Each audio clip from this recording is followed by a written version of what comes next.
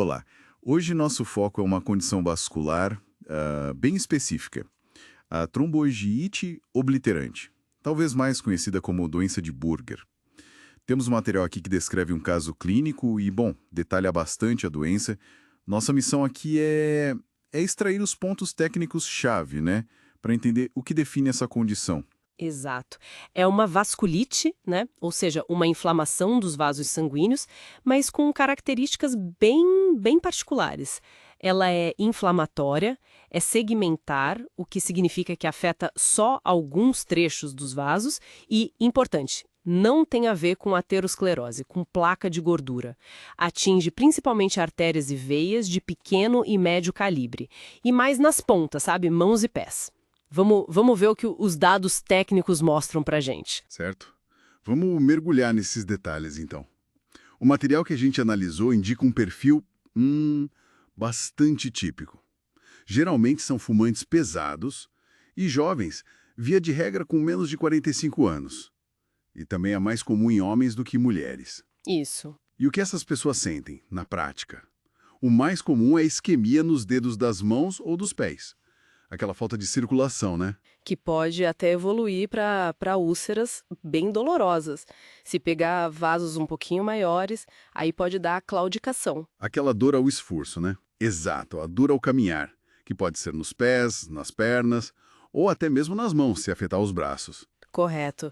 E olha só, outros sintomas podem aparecer até mais cedo. Coisas como o fenômeno de Raynaud. Ah, os dedos que mudam de cor no frio, pálidos, azulados. Exatamente.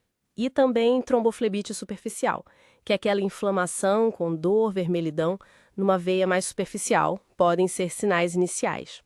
E a ligação com o cigarro é forte, é fortíssima.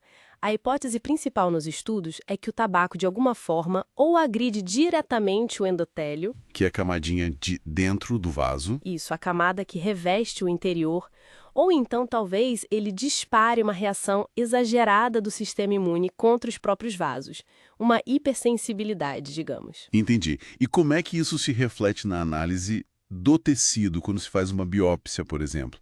Aqui a coisa fica tecnicamente bem interessante, né? Fica assim.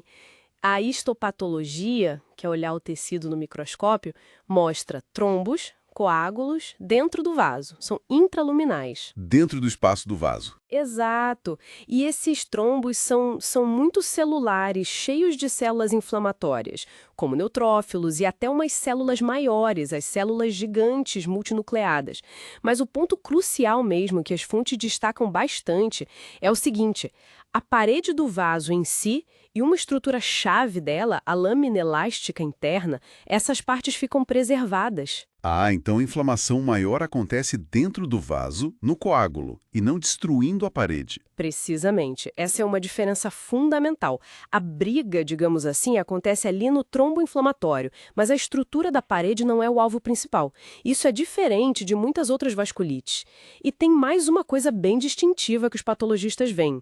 Essa inflamação com trombose, ela frequentemente se estende de forma contínua, como se fosse caminhando mesmo. Para onde? Para as veias e para os nervos que estão ali coladinhos na artéria que está doente. Essa extensão contígua para o feixe neurovascular é algo bem raro em outras vasculites. Ajuda muito a diferenciar. Entendi. Quer dizer, para ter certeza que é Buerger, os especialistas nos artigos também olham o que não está presente, né? Para descartar outras doenças. Exato. O material que a gente viu ressalta isso. Por exemplo, aqui não se vê aquela inflamação granulomatosa que destrói a camada média do vaso, como acontece na arterite de células gigantes ou na Takayuki, que são vasculites de vasos maiores. Certo. E também não é aterosclerose, claro, porque não tem as placas de gordura. Nem se parece com o que a hipertensão maligna faz nas arteríolas, aquele espessamento tipo casca de cebola. Ok. E falta também uma outra característica de outra vasculite, a PAN, poliarterite nodosa, que é a necrose fibrinoide transmural, ou seja, a morte do tecido atravessando toda a parede do vaso. Isso a gente não vê em Buerg. Então, essas ausências são pistas tão importantes quanto as presenças para fechar o diagnóstico. Faz todo sentido. Então, para amarrar tudo, a gente tem o perfil do paciente jovem, fumante pesado, Os sintomas clínicos: isquemia nas pontas, dor ao andar, Raynaud, tromboflebite. E essa patologia é bem única, trombo inflamatório, dentro do vaso, com a parede preservada, e aquela tendência de se estender para as estruturas vizinhas. Tudo isso aponta forte para tromboangiite obliterante. Perfeito. Essa combinação, essa consistência entre a clínica e esses achados específicos da patologia que firma o diagnóstico, segundo o material que analisamos. Ok. Então, resumindo os pontos técnicos essenciais que a gente extraiu hoje. A doença de Puerger é uma vasculite. Inflamatória, segmentar.